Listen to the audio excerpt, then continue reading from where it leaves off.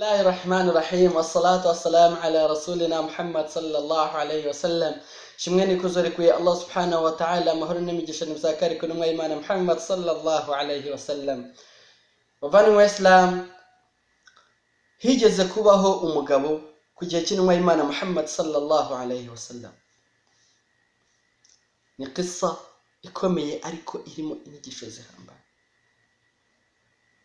Uwo mugabo qadaragasahu Allahu malan, Allah yigeze kumuha umutungo. Allah yamuhaye umutungo, amuhundagazaho umutungo. Asrafa ala nafsi, arangije agomera Allah, ntiyawukoresha mu nzira yagakwiye kuba awukoreshamo, ahubwo awukoresha mu nzira ibabaza Allah subhanahu wa ta'ala.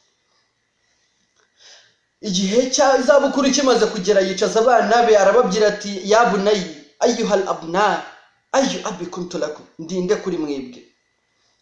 Faqalu khayra ab, barambwira bati uri papa wacu dukunda, uri papa wacu mwiza, uri umubyeyi mwiza, ntacyo utadukoreye. Faqala wallahi inni lam a'mal khayran qat, arambwira ati kuva nabaho nagira ubuzima sinzi n'ikikorwa cyiza icyo aricyo cyose naba narakoze. Arangije ategeka abana barababwira ati nindamuka mfuye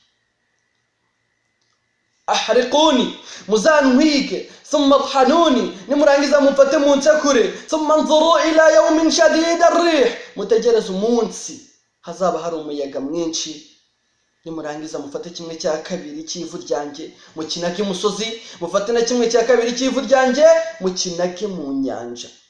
Kubera yuko la in qadira Allah liyu'aziban azaban ma azaba ahada min al-'alam, nimba Allah yaragennye yuko azantwika, nimba Allah yaragennye yuko azamana, azampana ikintu atigeze ahanisha abatubanjije. Barabyemeranya kuko ryari itegeko ry'umubyeyi. Nta minsi yaciyeho yarapfuye. Ahraqu, baramutwitse, baramusekura, bafata ivu rye sawa sawa, barinaga imusozi, irindi barinaga mu nyanja. Fa iza rajulun qa'im bayna yaday Allah yaje kumusura. Allah yahise amuzura, arangije aramuhagarika, amuhagarika imbere ya Allah subhanahu wa ta'ala. Imana irangije iramubaza ati ma hamalaka ala ma sanat, kubera iki wakoze ibi ngibi, kubera iki wategetse abana bawe gukora ibi ngibi? Faqala makhafatuka ya Rabb, arangije aravuga ati ya Allah, nta kintu cyanteye gukora ibi ngibi, mfite ubwoba bwo guhura nawe, mfite ubwoba bwo kuzampanisha ikintu utigeze uhanisha abatubanjirije. Allahu akbar. Fatalafahu Allah faghafara lahu, ko Allah yamugiriye impuhwe, arangije aramubabarira.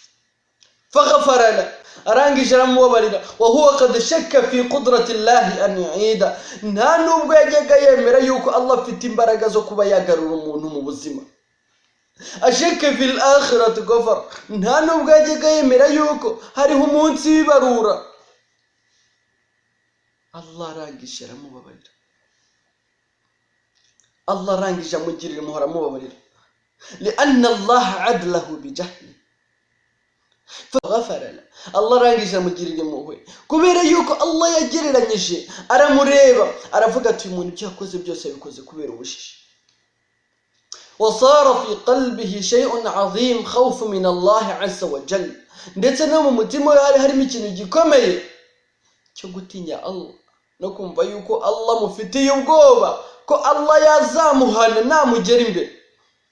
Fatalafahu Allah faghfara, Allah arangije aramubabarira, amugirira impuhwe, amwinjiza muri al-Jannah. Kubw'ibyo rero turusheho kugarukira Allah, dutekereze kabiri, wikumva yuko nawe uzaba nk'uyu mugabo.